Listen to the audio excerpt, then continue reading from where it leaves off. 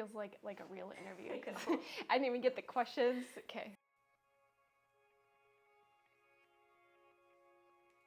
So Jenny of all trades is it's my side hustle, but it's also kind of this like casual dream of me wanting to be an artist and be able to share that with people. I do really like creating and making things, and I especially enjoy when I get inspiration from other people. So like having a reason to create something, like my inspiration doesn't draw from necessarily myself.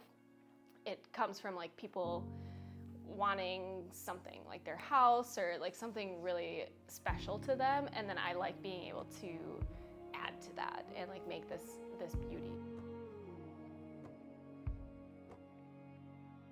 I chose Jenny of all trades because, to be honest, I wasn't sure what the business was going to be. The indecision came out of that because I like to do so many different things. So I am an artist, but also I love to knit and sew, and I'm a mom, and I am a big runner.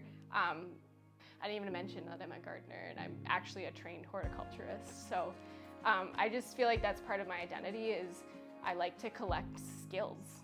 And so I'm a Jenny of all trades. I'm good at a lot of different things, and that's how I like to be, and I am always scared to choose one craft.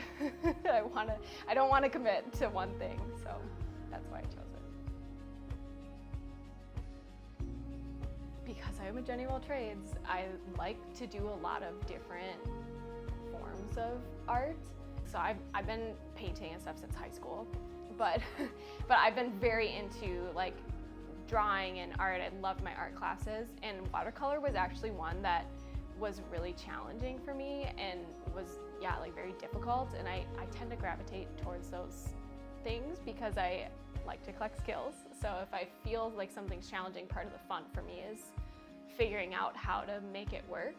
And so I started doing a couple watercolor paintings for like my mom for Christmas, or people want watercolor stuff for their weddings. So as I've started that, like I've invested in nicer paints, I've figured out the paper, like all of those things coming together has kind of made me now pretty good at watercolor and very focused on that. Also, people seem to really like watercolor paintings. There's something about like the simplicity to it, like you can't fiddle with it as much, like you can't change things. You have to kind of commit, which I'm a fiddler, so that is like difficult for me, but I think from the viewer side of it, you see the simplicity and it makes you really in awe of like the talent, right? And the thought that had to go into it, and that I think is what attracts people to watercolor.